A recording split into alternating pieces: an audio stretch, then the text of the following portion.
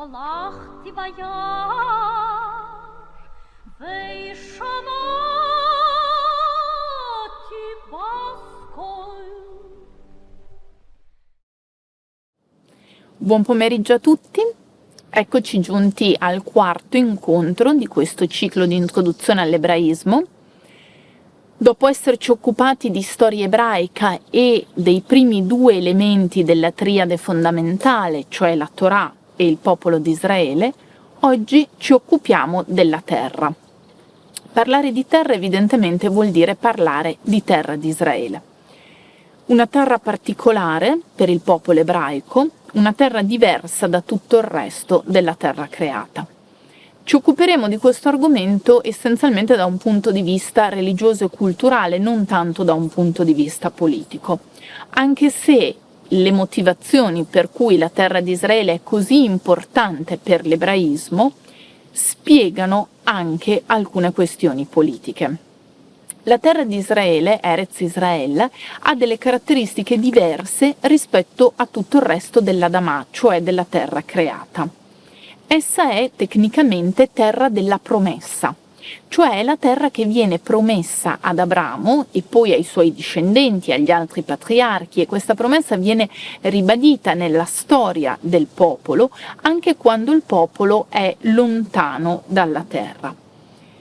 Spesso siamo abituati a parlare della terra di Israele come terra santa, ma nella tradizione ebraica questa terra di per sé non è santa, ma è santa solo in relazione al popolo che la abita e al modo in cui il popolo la abita.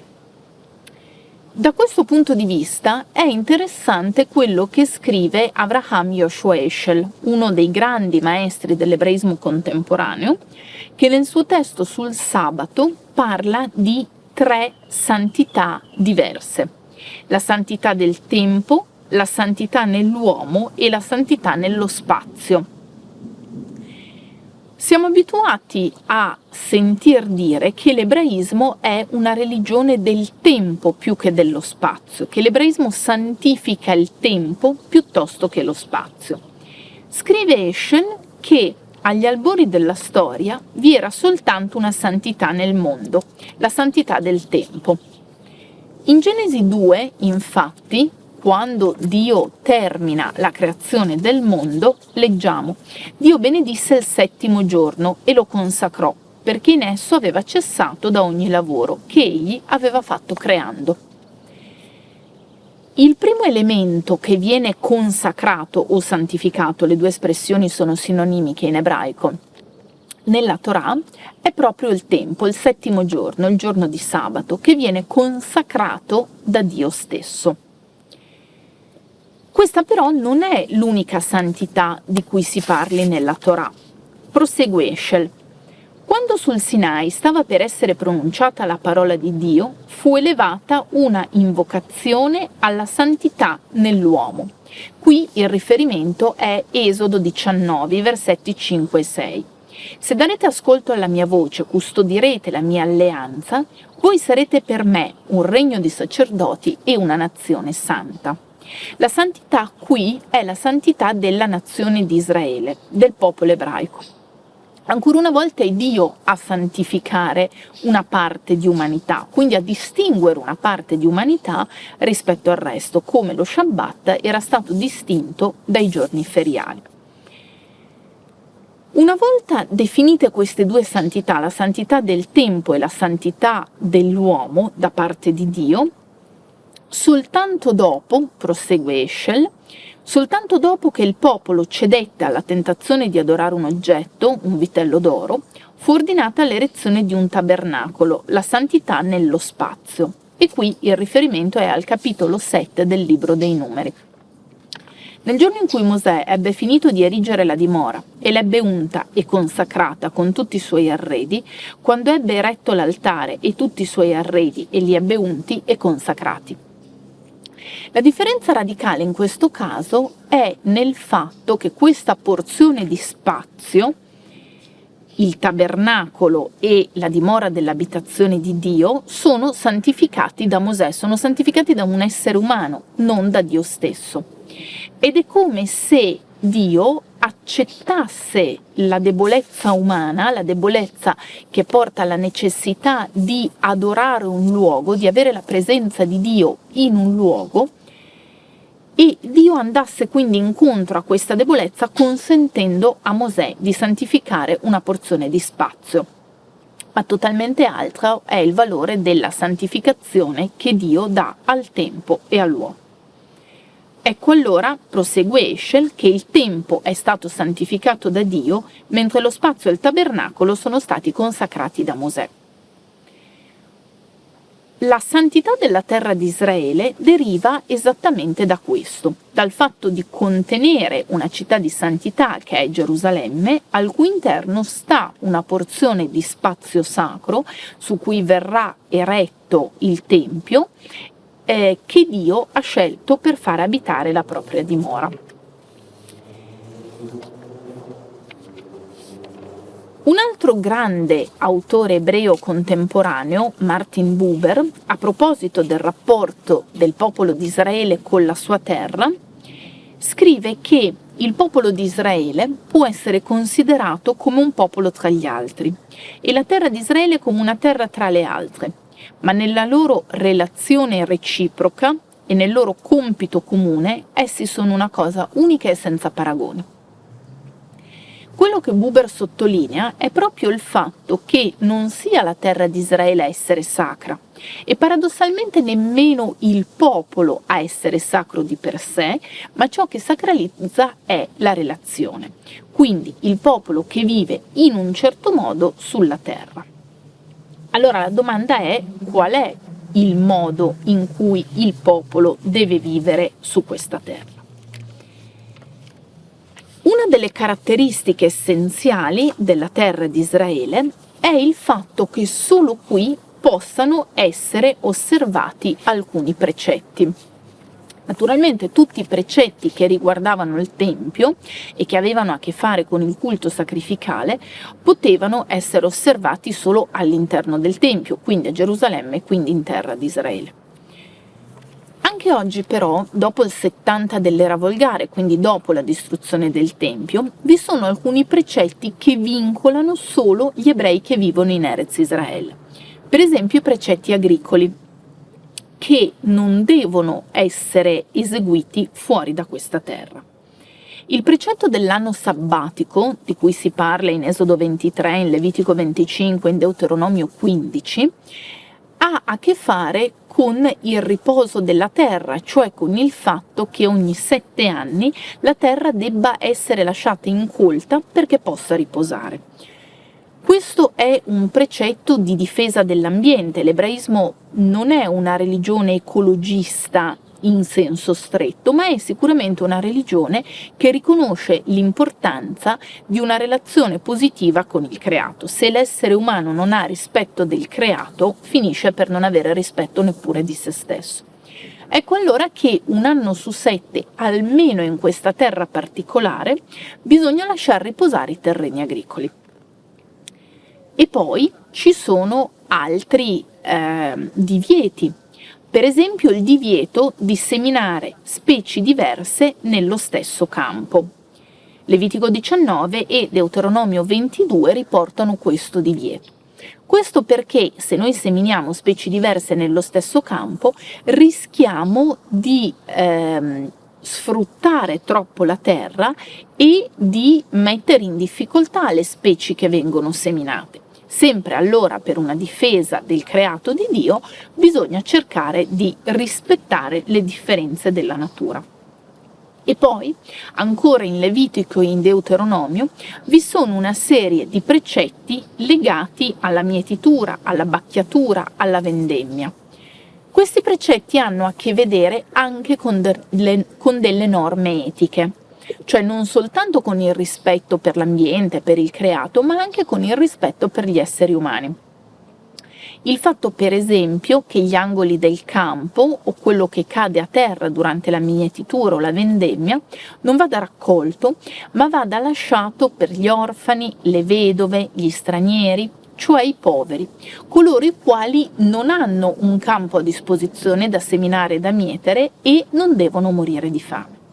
L'idea di fondo è che tutto il creato, ma in particolare la terra di Israele, sia sicuramente un dono fatto da Dio all'umanità, ma proprio a tutta l'umanità. Quindi se i campi hanno un proprietario, sono una proprietà privata, questa proprietà è solo una sorta di prestito, perché in realtà il creato è un dono per l'intera umanità. Questo riguarda i precetti agricoli, che sono appunto dei precetti che dicono del legame dell'essere umano con la terra e dell'essere umano con i suoi simili. Vi sono poi degli elementi costitutivi della terra di Israele per quanto riguarda l'aspetto liturgico. La preghiera ebraica è sempre diretta verso Israele, verso la terra di Israele, e se ci si trova a pregare in terra di Israele verso la città di Gerusalemme, e se ci si trova a pregare a Gerusalemme verso il monte del Tempio. Questo perché il monte del Tempio è il luogo di maggior sacralità sulla terra e quindi è un luogo che orienta anche fisicamente la preghiera. Se un ebreo può muoversi, deve voltare il suo corpo verso quella direzione. Non solo, ma la resurrezione dei morti inizierà dalla terra di Israele. Alla fine dei tempi, quando tutti i morti risorgeranno, risorgeranno però per primi i morti che sono stati sepolti in terra di Israele. Questo spiega l'usanza che molti ebrei religiosi hanno, anche se muoiono in diaspora, di farsi seppellire in terra di Israele, o perlomeno, se questo non è possibile, di farsi seppellire con un poco di terra di Israele nella bara, a ricordare l'orientamento anche fisico, anche molto concreto verso quella terra. Il creato di Dio conosce quindi nell'ebraismo una sorta di santità concentrica. A suo modo tutto il mondo creato è santo perché è stato creato da Dio, ma all'interno di questa santità del creato la terra di Israele ha una santità particolare e all'interno della terra di Israele vi è una città specifica che è Gerusalemme. Vedremo tra poco che Gerusalemme non è l'unica città santa dell'ebraismo, ma è sicuramente la più importante. Questo perché all'interno della città di Gerusalemme ha sede il Monte del Tempio, cioè il luogo su cui Dio ha concesso che gli esseri umani costruissero la sua dimora. Secondo la tradizione ebraica, però, quel monte assomma una serie di significati di sacralità che affondano le radici in un passato molto remoto.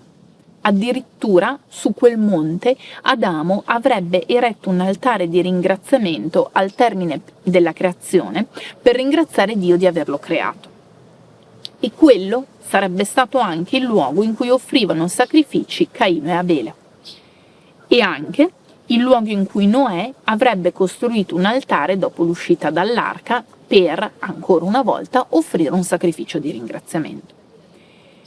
E, più importante di tutti, il luogo in cui Abramo avrebbe alzato il coltello sul figlio Isacco, bloccato poi da un angelo che gli spiega che Dio non chiede il sacrificio del figlio.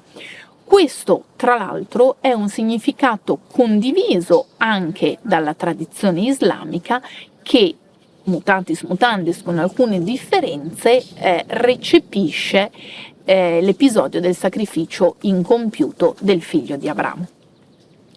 L'elemento più importante in assoluto però è la costruzione del Tempio di Salomone. Salomone, figlio di Davide, costruisce su questo monte il primo, e poi qui verrà costruito anche il secondo Tempio di Gerusalemme. La centralità del Tempio è così forte che nella Torah vengono elencate 3 feste di pellegrinaggio, ossia 3 feste nelle quali gli ebrei maschi che vivono in terra di Israele sono chiamati a compiere un pellegrinaggio verso Gerusalemme e verso il Tempio.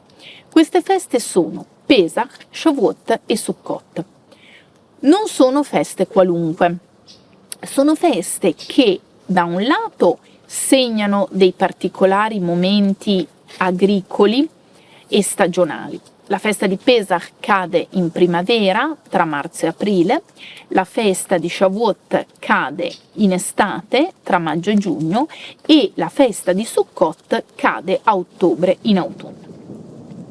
Chiaramente però il significato principale di queste feste è rintracciabile nel fatto che queste feste siano memoriali di altrettanti momenti fondativi della storia ebraica. Pesach, la Pasqua ebraica, è il memoriale della liberazione dall'Egitto, la festa della libertà. È solo quando Israele diventa un popolo libero che può avviarsi verso l'accettazione della Torah e quindi della rivelazione divina. È come se Pesach fosse un po' il grado zero, il momento germinale della nascita dell'identità ebraica. Shavuot invece è il momento centrale. Memoriale del dono della Torah al Sinai, cioè memoriale della rivelazione, Shavuot segna il momento più importante, il momento più sacro della storia ebraica. E infine Sukkot, la festa delle capanne, che dura una settimana e che rappresenta il memoriale dei 40 anni trascorsi dagli ebrei nel deserto. Questa festa indica la fragilità della condizione umana, il fatto che gli esseri umani non abbiano sempre vissuto in comode case con un tetto e delle pareti di muratura, ma che la condizione umana rinvii a una fragilità fatta di viaggi nel deserto, di nomadismo e di cammino verso una terra, la terra della promessa appunto, che va raggiunta e conquistata prima di tutto in termini spirituali. Ecco, queste tre feste, che rappresentano le feste strutturanti dell'identità ebraica e strutturanti del concetto di rivelazione, sono appunto le feste di pellegrinaggio.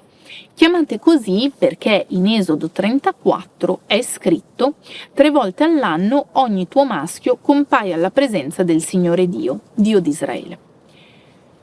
Il pellegrinaggio a Gerusalemme era un pellegrinaggio preso molto sul serio, era un precetto fondamentale per gli ebrei che vivevano prima della distruzione del Tempio di Gerusalemme, e noi abbiamo una testimonianza di questo anche nei Vangeli. In Luca 2, quando si narra l'infanzia di Gesù, si ricorda che i suoi genitori, cioè i genitori di Gesù di Nazaret, si recavano ogni anno a Gerusalemme per la festa di Pasqua, e quando egli ebbe 12 anni vi salirono secondo la consuetudine della festa. Ovviamente questi pellegrinaggi non si possono più compiere perché il Tempio non esiste più, ma questo non toglie che queste feste ancora oggi vengano definite feste di pellegrinaggio, e naturalmente che tutti gli ebrei che possono, quando possono, si rechino al Tempio o a quello che resta del Tempio di Gerusalemme, al muro occidentale. Ora, se questo luogo è il luogo più sacro dell'ebraismo, tecnicamente l'unico luogo sacro dell'ebraismo, che cosa accade di questa sacralità una volta che il Tempio viene distrutto? Che cosa accade dopo il 70 dell'era volgare? Come sempre dove ci sono due ebrei ci sono tre opinioni diverse. Un'opinione non da sottovalutare, quella di Mosè Maimonide, grandissimo maestro dell'ebraismo medievale che ha segnato tutta la storia e il pensiero ebraico. Mosè Maimonide afferma nel Mishneh Torah che la distruzione del Tempio non ha annullato la santità del luogo, perché la Shekinah, cioè la presenza immanente di Dio, risiede ancora in questo luogo. Se siete stati a Gerusalemme, forse avrete notato un cartello scritto in ebraico e in inglese all'inizio della salita sulla spianata delle moschee, dove una volta sorgeva il Tempio, che invita gli ebrei a non salire sulla spianata perché quello è il luogo in cui una volta sorgeva il Tempio di Gerusalemme, e poiché non conosciamo il luogo esatto in cui aveva sede il Santo dei Santi, il rischio è quello di calpestare inavvertitamente il Santo dei Santi. Per questo motivo, per il fatto che la santità continua, secondo Maimonide, a risiedere in questa zona, agli ebrei è fatto esplicito divieto di salire sulla spianata, su quella che oggi è la spianata delle moschee. Naturalmente questa non è l'unica opinione possibile. Commentando il versetto di Numeri 35 e 34, io sono il Signore che dimoro in mezzo ai figli di Israele, alcuni maestri affermano che la Shekinah non sia restata sul monte del Tempio, ma sia andata in esilio con il popolo. Allora abbiamo due opinioni diverse, un'opinione che lega Dio alla terra, un'opinione che lega Dio al popolo. Inutile chiedersi chi dei due abbia ragione, ancora una volta probabilmente la risposta è quella offerta da Martin Buber. È nella relazione tra popolo e terra che vive davvero la rivelazione. Accennavo prima al fatto che Gerusalemme non è l'unica città santa dell'ebraismo. È la città più sacra perché contiene il Tempio, perché a Gerusalemme sorgeva il Tempio di Gerusalemme, il Tempio di Salomone, ma esistono altre 3 città sante in terra di Israele. Queste città sono Hebron, il luogo di sepoltura dei patriarchi e delle matriarche, con l'eccezione di Rachele, territorio oggi conteso e di grande difficoltà di rapporti tra israeliani e palestinesi, e poi Tzfat, cui abbiamo già accennato nel nostro primo incontro, capitale della mistica ebraica in Alta Galilea, quindi Tiberiade, anch'essa una città che si trova in Galilea, sulle sponde del lago omonimo, importante perché a Tiberiade è stato composto, secondo la tradizione, il Talmud di Gerusalemme, che si chiama appunto Talmud di Gerusalemme o Talmud palestinese, ma non sarebbe stato composto realmente a Gerusalemme, ma diciamo nel luogo santo più vicino praticabile all'epoca. E importante soprattutto perché fu la patria di moltissimi maestri, di moltissimi grandi rabbini. Al termine di questa carrellata sulla storia sulla geografia della terra di Israele e di questi 4 incontri, anche oggi vi suggerisco 3 titoli per approfondire. Uno l'ho già citato ed è il testo di Martin Buber, Israele e Palestina, Sion, storia di un'idea, edito da Marietti. Filosofo e pensatore ebreo tedesco, rifugiatosi in terra di Israele prima della fondazione dello Stato, docente all'Università Ebraica di Gerusalemme, convinto sionista, Buber fu anche un grandissimo attivista del dialogo israelo-palestinese. Si impegnò moltissimo per i tentativi di pacificazione con la popolazione palestinese e questo libro tiene traccia anche di questo suo interesse. Il secondo testo è quello di Arturo Marzano, Storia dei sionismi, lo Stato degli ebrei da Herzl a oggi, edito da Carocci. Noi abbiamo parlato della terra di Israele da un punto di vista religioso e culturale, ma evidentemente, proprio perché questa terra ha questo ruolo così importante, è sempre stata per gli ebrei l'unica terra in cui fosse pensabile edificare uno Stato ebraico. Ed ecco allora che il sionismo, che come sappiamo ha radici culturali, diventa poi anche un fenomeno politico. Infine, il testo di un autore che vi ho già citato, Bruno Segre, Israele, la paura e la speranza, edito da Aliberti, è un testo che raccoglie saggi di questo ebreo italiano, anch'egli un po' come Buber, convintamente sionista, ma assolutamente convinto anche della necessità di istituire un rapporto fondato sulla pace e sulla parità di diritti tra israeliani e palestinesi. Ecco allora che Israele, terra e Stato, porta con sé una grande speranza, ma anche la paura che il sogno sionista possa essere o essere stato tradito. Buona lettura e arrivederci agli incontri del prossimo anno.